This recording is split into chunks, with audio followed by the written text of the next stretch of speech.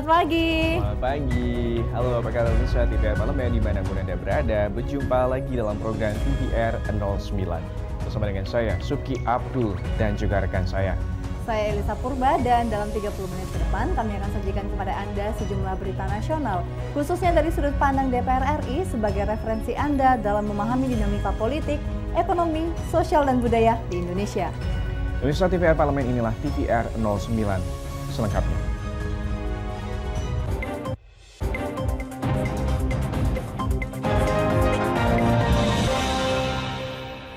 Ya, pemirsa, mengawali TVR 09, DPR RI mengadakan pertemuan perdana atau kick-off meeting sebagai pembukaan atas rangkaian pertemuan menjelang gelaran P20 Oktober mendatang. P20 ini akan menjadi ajang berkumpulnya ketua parlemen dari 20 negara anggota G20 atau 20 negara dengan ekonomi terbesar di dunia. Ketua DPR RI Dr. Honoris Causa Puan Maharani membuka acara kick-off meeting P20 sebagai keynote speakers di kota Surabaya, Jawa Timur. Acara tersebut akan menjadi perhelatan pertama dari rangkaian pertemuan forum ketua parlemen negara-negara anggota G20. Sebagai upaya membangun sinergi dan kolaborasi antara DPR RI dengan stakeholders menjadi bagian agenda tersebut, DPR RI mengadakan pertemuan perdana atau kick-off meeting sebagai pembukaan atas rangkaian pertemuan menjelang P20 Summit pada 6 hingga 7 Oktober 2022 mendatang. Ketua DPR RI Dr. Honoris Causa Puan Maharani menjelaskan, pembahasan isu prioritas dalam forum P20 nantinya akan dapat mendorong pemulihan sekaligus membawa misi pembangunan masa depan yang lebih kuat dan lebih solid. Tidak hanya itu, komitmen global agar pulih bersama menjadi agenda yang diperbincangkan di berbagai forum multilateral parlemen. Tema P20 2022 juga memiliki karakter spesifik terkait peran parlemen dalam proses pemulihan, yaitu pertama, parlemen yang lebih kuat, stronger parlemen, memberi landasan bagi pelaksanaan tugas parlemen secara efektif, diperlukan untuk dapat memberikan legitimasi peran pemerintah yang menjadi semakin besar pada masa pandemi. Lebih lanjut, Puan berharap P20 dapat memperkuat agenda G20 untuk konsolidasi pemulihan global. Selain itu, isu krisis pangan dan inflasi yang dihadapi negara berkembang juga harus segera ditangani. Rifki dan Zia, TVR Parlemen melaporkan. Kita beralih ke informasi selanjutnya, pemirsa. Aplikasi My Pertamina menjadi solusi agar subsidi bisa tepat sasaran. Hal tersebut disampaikan oleh Ketua Komisi 7 DPR RI Sugeng Suparwoto yang mendukung aplikasi serta kartu My Pertamina untuk membatasi pembelian BBM bersubsidi. Pemerintah melakukan pengetatan pembelian bahan bakar minyak bersubsidi dengan jenis Pertalite, yaitu dengan wajib memakai aplikasi My Pertamina. Ditemui seusai memimpin rapat kerja dengan pemerintah di gedung DPR RI, Ketua Komisi 7 Sugeng Suparwoto mengatakan, aplikasi serta kartu My Pertamina diperuntukkan untuk membatasi pembelian BBM bersubsidi. Aplikasi My Pertamina dibuat sebagai bentuk pengawasan dari Pertamina dan pemerintah agar bahan bakar bersubsidi tepat sasaran. Subsidi itu adalah untuk meningkatkan daya beli masyarakat, bukan menurunkan harga barang. Maka itulah yang selama ini terus dicarikan solusinya bagaimana subsidi tetap sasaran. Kenapa? Karena faktanya adalah subsidi hari ini, baik itu subsidi minyak atau BBM maupun gas atau subsidi-subsidi yang lain itu tidak tepat sasarannya tinggi atau intinya terjadi penyimpangannya yang cukup tinggi. Maka dilakukan sejumlah. Hal senada juga disampaikan anggota Komisi 7 DPR RI, Ratna Juwita berharap aplikasi My Pertamina dapat dikembangkan dengan teknologi terkini agar masyarakat lebih mudah mengaksesnya. My Pertamina, cuman mungkin yang harus mungkin lebih dikembangkan lagi adalah ini kan untuk masyarakat yang metrosentris ya. Masyarakat yang sudah melek teknologi begitu kan, kita juga harus memikirkan bagaimana semangat kita untuk BBM satu harga di daerah 3T, bagaimana mereka juga diberi program yang semacam ini yang mereka bisa mengakses sehingga itu bisa dinikmati seluruh masyarakat begitu. Arif Naka, TVR Parlemen melaporkan.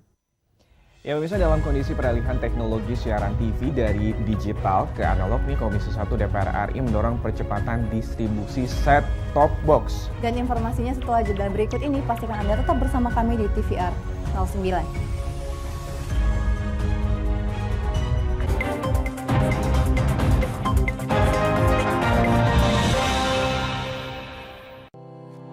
Tugas dan fungsi DPR RI sangat penting bagi negeri ini sebagai pengemban amanat rakyat. Namun tidak banyak yang tahu apa saja fungsi dan tugas dari DPR. DPR mempunyai 3 fungsi pokok, yaitu legislasi, anggaran, dan pengawasan.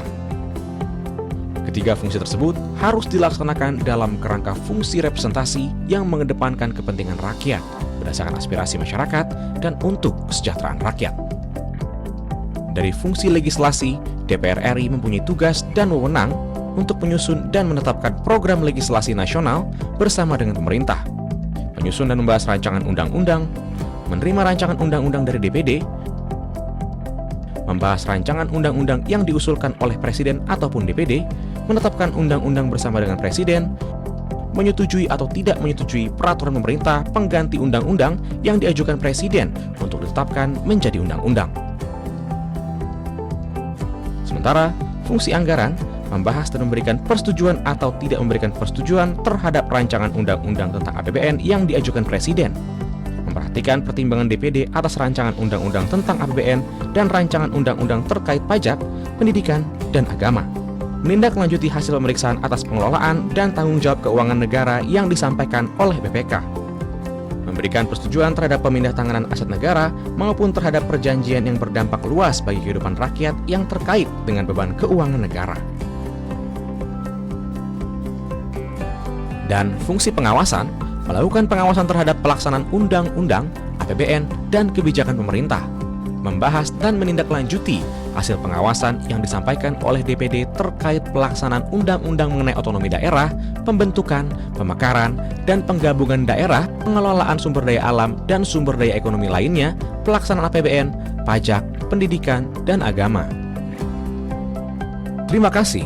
Video ini dipersembahkan oleh TV dan Radio Parlemen, Biro Pemerintahan Parlemen, Sekretariat Jenderal, dan Badan Keahlian DPR RI.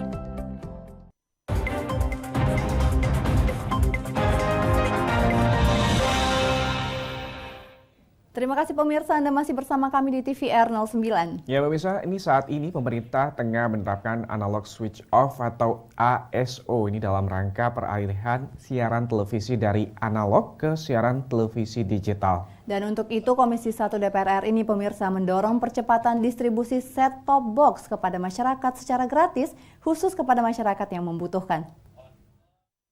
Terkait peralihan televisi analog ke televisi digital, Komisi 1 DPR RI mengingatkan agar distribusi set-top box gratis benar-benar diterima masyarakat penerima bansos. Pemerintah tengah menerapkan analog switch off atau ASO dalam rangka peralihan televisi analog ke televisi digital. Hal tersebut diatur berdasarkan Undang-Undang Nomor 11 Tahun 2020 tentang Cipta Kerja. Dalam proses peralihan tersebut, pemerintah telah menganggarkan set-top box sekitar 6 juta unit yang akan didistribusikan kepada masyarakat miskin dan penerima bansos. Anggota Komisi 1 DPR RI Bobi Adityo Rizaldi mengatakan, koordinasi pemerintah pusat, pemerintah daerah, dan penyelenggara multiplexing sangat dibutuhkan pada proses distribusi set-top box bagi masyarakat, agar distribusi set-top box gratis ini benar-benar tersalurkan kepada penerima bantuan sosial. Memang masih sangat sedikit, kalau tidak salah masih belum sampai 2% ya. Tetapi memang ini pertama adalah ada konsolidasi data antara pihak dari pemerintah yang nanti didistribusikan juga pada penyelenggara multiplexer, sehingga distribusi set-top box itu sudah sesuai dengan kriteria-kriteria seperti misalkan memang yang penerima bansos, memang keluarga yang perlu sekali, atau memang daerahnya itu sudah tidak bisa dijangkau seperti dengan infrastruktur biasa. Selain itu, proses distribusi set-top box, pemerintah diminta untuk melakukan sosialisasi secara masif kepada masyarakat. Proses peralihan TV analog ke TV digital telah diterapkan pada tahap pertama 30 April dan ditargetkan selesai pada akhir tahun 2022. Vinita dan Teguh, TVR Parlemen melaporkan. Kita beralih ke informasi berikutnya, pemirsa. Anggota Komisi 11 DPR RI Kamrus Samad menyampaikan dalam rangka menjaga momentum pemulihan ekonomi nasional, pemerintah diminta menjalin koordinasi yang baik dengan Bank Indonesia dalam melakukan pengendalian inflasi. Komisi 9 DPR RI menyetujui asumsi dasar ekonomi makro dalam anggaran pendapatan dan belanja negara APBN 2023 berupa pertumbuhan ekonomi yang ditargetkan berkisar 5,3 sampai 5,9%. Anggota Komisi 11 DPR RI Kamrus Samad menyampaikan, dalam rangka menjaga momentum pemulihan ekonomi nasional, pemerintah diminta menjalin koordinasi yang baik dengan Bank Indonesia dalam melakukan pengendalian inflasi. Selain itu, pemerintah juga harus mewaspadai tingginya resiko dan ketidakpastian ke depan yang diakibatkan krisis global dan perang. Untuk itu, berbagai tantangan baru yang harus dihadapi tetap harus diperhatikan, sehingga dampak terhadap resesi ekonomi, khususnya sektor keuangan, dapat diantisipasi. Dan itu yang harus dipersiapkan. Kita mendorong KSSK untuk menyiapkan mitigasi resiko, dampak terhadap resesi ekonomi yang bakal muncul akibat kebijakan kenaikan suku bunga, kemudian inflasi global, dan juga perang yang masih terus berlangsung, serta ketidakpastian di berbagai kebijakan perdagangan global. Begitu, Mas. Komisi 11 DPR RI mendorong APBN tahun 2023 diarahkan agar tetap responsif dan fleksibel sebagai stok absorber untuk mempertahankan daya beli masyarakat dalam upaya melanjutkan program pemulihan ekonomi. Namun di saat yang sama, APBN tahun 2023 juga harus tetap sehat dan berkelanjutan. Dodi dan Rodiah, TVR Parlemen melaporkan. Pemirsa, informasi selanjutnya ini datang dari Komisi 4 DPR RI. Anggota Komisi 4 DPR RI ini menyayangkan lambannya pemerintah menangani wabah penyakit mulut dan juga kuku yang kini justru tersebar ke 18 provinsi. DPR RI khawatir ketersediaan hewan untuk Idul Adha mendatang tidak tercukupi. Penyakit mulut dan kuku atau PMK pada hewan semakin menyebar luas di Indonesia. Wabah tersebut sudah ditemukan di 18 provinsi. Anggota Komisi 4 DPR RI menyayangkan lambannya pemerintah menangani wabah PMK dan mengkhawatirkan ketersediaan hewan untuk Idul Adha menjadi minim. Di gedung DPR RI, Firman Subagio mengatakan pemerintah seharusnya mengambil langkah cepat sejak ditemukannya wabah PMK di Aceh dan Jawa Timur. Pasalnya, penyebaran wabah PMK tergolong cepat. Wabah PMK yang tidak tertangani dengan baik berdampak semakin banyak hewan yang tertular. Komisi 4 DPR RI sudah mengingatkan pemerintah terkait wabah ini, bahkan mendesak pengadaan vaksin hewan secepatnya. Saya pesimis karena sampai sekarang pemerintah itu sangat lamban dalam penanganan terkait dengan masalah wabah PMK ini. Padahal wabah PMK ini sudah jauh-jauh sebelumnya itu sudah diberikan warning. Nah, ini yang saya khawatir, banyak masyarakat yang mulai curiga atau berpraduga. Sengaja dibuat penanganannya lamban agar posisi sapi impor itu bisa masuk. Kementerian Pertanian mencatat per 13 Juni 2022, jumlah hewan ternak yang terjangkit PMK mencapai 150.630 ekor. Jumlah hewan yang sembuh 39.887 ekor, jumlah hewan potong bersyarat 893 ekor, sementara jumlah hewan mati 695 ekor. Dalam mengendalikan PMK, Kementan berencana mengimpor 3 juta vaksin darurat. Andri, TVR Parlemen, melaporkan. Pemirsa, DPR RI telah menyetujui pembahasan lebih lanjut rancangan Undang-Undang Kesejahteraan Ibu dan Anak atau RUU KIA menjadi RUU Usul Inisiatif DPR RI. Ya pemirsa, informasinya sesaat lagi, tetap pastikan Anda bersama kami di TVR 09.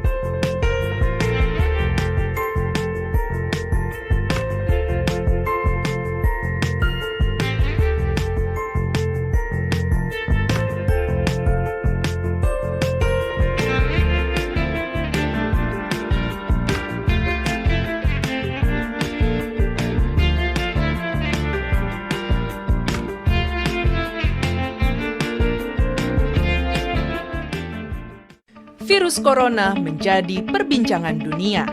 Beberapa negara sudah terjangkit. Ribuan orang di Indonesia terkena virus ini. Kita perlu antisipasi dengan melakukan hal berikut. Cuci tangan dengan sabun dan antiseptik. Gunakan masker atau penutup mulut saat bersin dan batuk. Masak telur dan daging hingga matang. Hindari kontak dengan hewan. Tidak saling berjabat tangan. Tidak berinteraksi dengan penderita. Jika memiliki demam tinggi, batuk, pilek, gangguan pernafasan, sakit tenggorokan, dan letih lesu, segera periksakan ke dokter. Waspada virus corona, cegah penyakit sejak dini.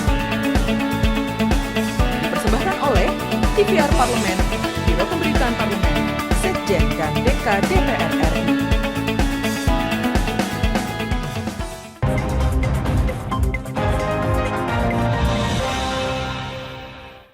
Ia masih bersama dengan Subki Abdul dan juga Elisa Purba di TVR 09. Dan pemirsa, Ketua DPR RI Puan Maharani menyebut rancangan Undang-Undang KIA atau Kesejahteraan Ibu dan Anak diharapkan dapat meningkatkan kesejahteraan para ibu dan membentuk anak Indonesia menjadi generasi emas. Ya, ini Puan Maharani juga berharap rancangan Undang-Undang KIA nantinya lebih menjamin hak perempuan untuk tetap mendapatkan gaji selama cuti, ini baik dari jaminan sosial maupun juga dana tanggung jawab sosial perusahaan. Dan berikut ini liputan mendalamnya yang telah dirangkum oleh tim redaksi TVR Parlemen. Selengkapnya.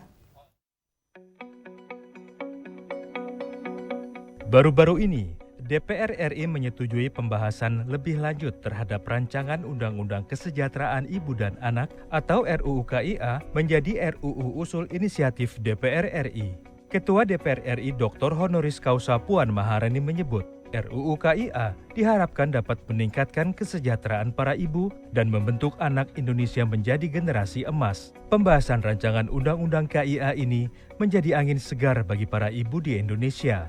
Pasalnya, RUU KIA bertujuan memberikan hak lebih kepada ibu dan anak, terutama selama proses dan pasca melahirkan. Dalam jumpa pers di gedung DPR RI, Ketua DPR RI Dr. Honoris Causa Puan Maharani berharap rancangan Undang-Undang KIA nantinya lebih menjamin hak perempuan untuk tetap mendapatkan gaji selama cuti. Ya, intinya adalah bagaimana kemudian seorang ibu bisa mendapatkan hak yang lebih dalam pelaksanaan atau setelah yang bersangkutan melahirkan, sehingga memang nanti anak tersebut bisa lebih terawat, bisa lebih dekat dengan ibunya untuk bisa membuat anak-anak Indonesia adalah generasi emas yang memang cukup gizi, cukup terlindungi dan cukup perawatan. Namun hal itu masih harus dibahas lagi dalam pelaksanaannya nanti di AKD terkait. Selain itu, Puan juga menyebut hak ayah dalam proses dan pasca persalinan juga akan dibahas lebih lanjut karena anak juga membutuhkan perawatan yang sama dari sang ayah. Beberapa waktu sebelumnya, bertempat di ruang rapat Badan Legislasi DPR RI, balik melakukan rapat pleno pengambilan keputusan. Rancangan Undang-Undang Kesejahteraan Ibu dan Anak atau RUU KIA, anggota Badan Legislasi DPR RI, Lulu Nur Hamidah, selaku pengusul rancangan Undang-Undang KIA, menyatakan rasa syukurnya karena rancangan Undang-Undang KIA disetujui untuk dibahas menjadi usul inisiatif DPR RI. Melalui rancangan undang-undang ini, diharapkan Indonesia dapat membentuk generasi yang unggul. Ya, alhamdulillah pada hari ini kita sudah bisa mengambil keputusan atau pleno terhadap harmonisasi RUU Kesejahteraan Ibu dan Anak. Dan alhamdulillah ada 7 fraksi yang menyetujui untuk dilanjutkan ke tingkat berikutnya. Dan ada 2 fraksi yang masih ingin pendalaman kembali dan sudah diputuskan secara bersama-sama bahwa RUU ini pada akhirnya akan diteruskan ke tingkat pembahasan yang lebih lanjut. Anggota Badan Legislasi DPR RI, Lisda Hendra Joni mengatakan, saat ini di Indonesia perempuan dan anak masih rentan akan kekerasan. Perlu adanya perlindungan hukum bagi ibu dan anak. Lisda menekankan, negara harus hadir untuk setiap ibu yang akan melahirkan, mulai dari kehamilan, kelahiran, sampai membesarkan seorang anak. Nah, sehingga ini perlu adanya perlindungan, dalam hal ini kesejahteraan kepada ibu dan anak, dimulai dari dia bagaimana mempersiapkan perkawinan, kemudian kehamilan, kemudian sampai melahirkan 1000 hari pertama, kemudian membesarkan anak dan lain-lain, begitu juga anak-anaknya, ini berhak mendapatkan perlindungan sesuai dengan amanat Undang-Undang Dasar Negara Republik Indonesia tahun 1945. Anggota Badan Legislasi lainnya, Nur Nadlifah menyatakan, rancangan Undang-Undang Kesejahteraan Ibu dan Anak merupakan revisi dari Undang-Undang Nomor 4 Tahun 1979 tentang kesejahteraan anak. Nur berpendapat, undang-undang tersebut sudah tidak relevan untuk diterapkan pada saat ini.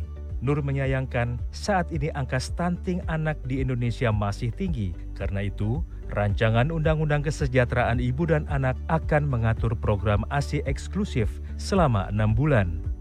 RU ini adalah revisi, kita mau memperbaiki Undang-Undang Kesejahteraan Anak yang ada dari tahun 1979. Tentu sudah tidak signifikan lagi kalau diterapkan di era sekarang ini. Nah, itu urgensinya. Sementara kita tahu bahwa anak-anak Indonesia ini stuntingnya masih tinggi dan banyak anak-anak yang memang belum tersentuh secara signifikan. Untuk meningkatkan kesejahteraan ibu dan anak serta memberikan perlindungan hukum, Badan Legislasi DPR RI mendorong percepatan pembahasan rancangan Undang-Undang Kesejahteraan Ibu dan Anak guna mewujudkan generasi bangsa yang berkualitas. Rancangan Undang-Undang Kesejahteraan Ibu dan Anak dibahas agar para ibu mendapatkan hak yang lebih dalam proses dan pasca melahirkan sang buah hati. Rancangan Undang-Undang KIA diharapkan dapat mencukupi kebutuhan gizi, perlindungan, dan perawatan anak agar anak-anak Indonesia menjadi generasi emas di masa depan. Tim Liputan TVR Parlemen melaporkan. Elisa suka nonton film nggak? Suka dong Uki. Uki sendiri gimana Suka nih? juga nih, apakah pemirsa juga menyukai film-film yang berasal dari benua Eropa? Karena sebentar lagi akan diputar di Indonesia nih, film-film terbaik dari sineas Eropa. Dan informasinya tentu akan kami hadirkan untuk Anda pemirsa, tetap di TVR 09.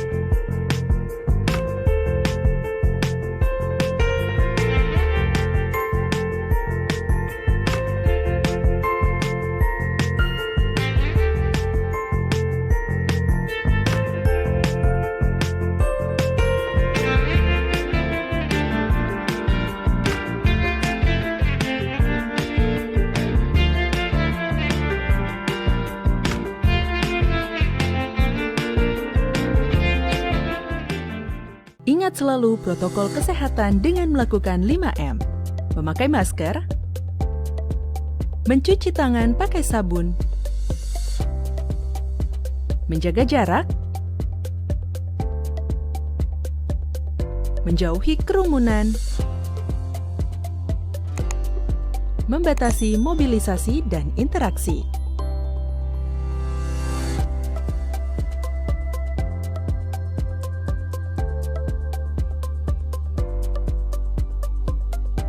Dipersembahkan oleh Biro Pemberitaan Parlemen, Sekretariat Jenderal DPR RI.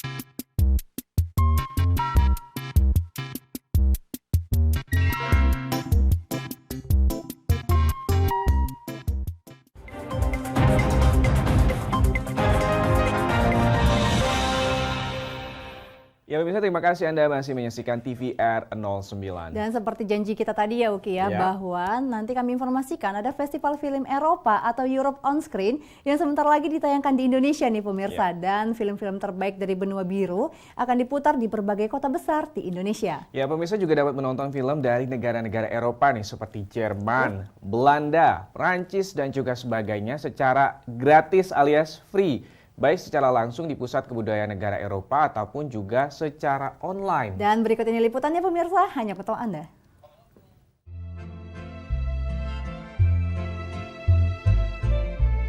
Pemirsa TVR Parlemen yang suka film, jangan lupa untuk menonton film-film Eropa terbaik yang sebentar lagi diboyong ke Indonesia. Ya, gelaran festival film tahunan dari Uni Eropa atau yang lebih luas dikenal sebagai Europe on Screen akan kembali digelar di Indonesia. Europe on Screen merupakan festival yang memutar film-film terpilih dari negara-negara Uni Eropa. Tahun ini, Europe on Screen akan menayangkan sejumlah 69 film yang berasal dari 20 negara anggota Uni Eropa dan dari 5 negara Eropa lain di luar keanggotaan Uni Eropa. Sebagian besar pemutaran film dan kegiatan-kegiatan ini diadakan di Pusat Kebudayaan Negara Benua Eropa, dengan dukungan tambahan tempat dari institusi pendidikan, bioskop alternatif, hingga situs nonton online. Tidak hanya di Jakarta, Europe on Screen juga akan berlangsung di beberapa kota besar lainnya seperti Bandung, Denpasar, Medan, Surabaya,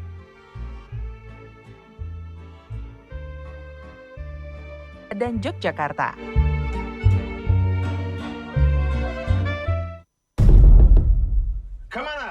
Film yang ditayangkan memiliki jadwal tersendiri di setiap lokasinya. Pastikan pemirsa selalu mengecek jadwal film yang akan diputar. Europe on Screen pada tahun ini diselenggarakan secara hybrid. Artinya, pemirsa bisa menonton aneka film secara langsung atau dengan nonton secara online. Untuk menonton secara online, pemirsa bisa menonton melalui website di www.festivalscope.com. Pemirsa bisa mendaftar terlebih dahulu, kemudian ikut petunjuk-petunjuk yang ada di website tersebut untuk bisa menonton film-filmnya. Namun perlu diingat, karena film-film ini diputar secara festival, pemirsa harus melihat atau menandai kapan film tersebut bisa ditonton, sesuai jadwal yang telah ditentukan oleh panitia. Untuk memberikan dukungan terhadap perkembangan industri perfilman di tanah air, Europe on Screen membuat kompetisi Short Film Pitching Project. Tahun ini telah terpilih ketiga pemenang dari Short Film Pitching Project. Ketiganya adalah Bibir Merah Siapa Yang Punya, karya Pawadi Jihad dan Haris Supriyandi. Di jalan, dia selalu nanya, saya besar nak jadi apa?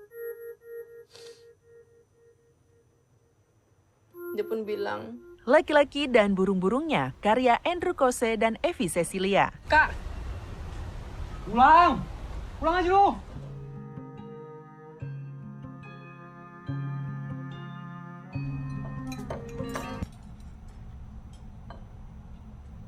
Serta Riwayat Ceti, karya Azalia Muhransyah dan Adi Anugroho.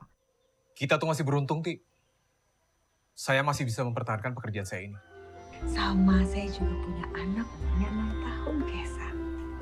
Kalau makanan asin, yang masaknya mau kau. Makanya Umi, Sakti udah beliin HP tuh, biar nggak usah ke rumahnya Boni tiap hari.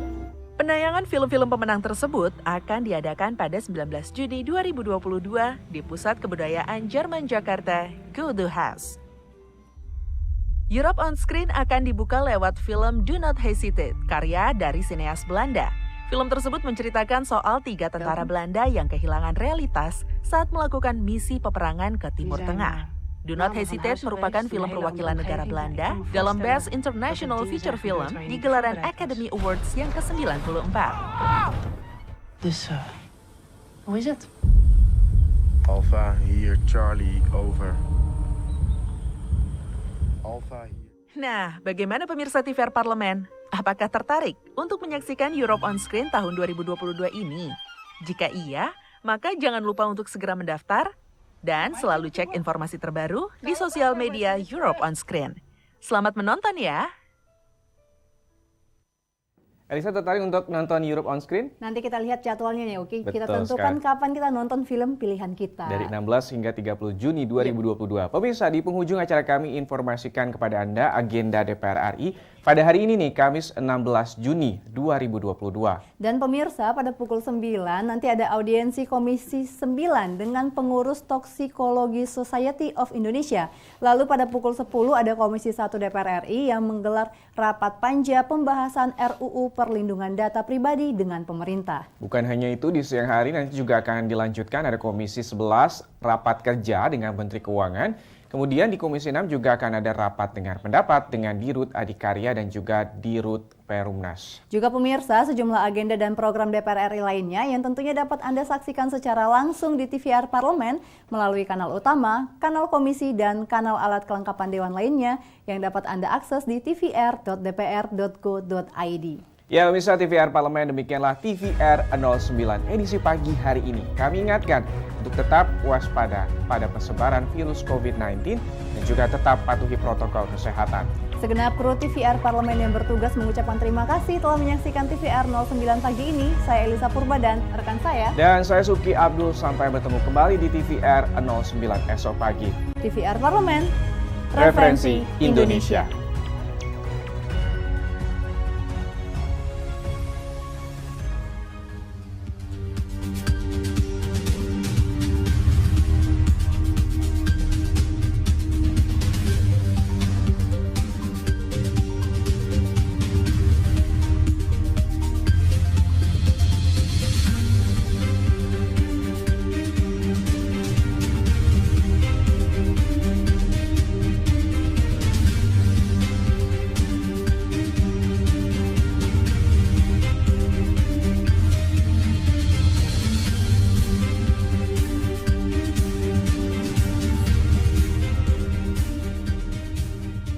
Badan Akuntabilitas Keuangan Negara atau BAKN sebagai alat kelengkapan dewan yang bersifat tetap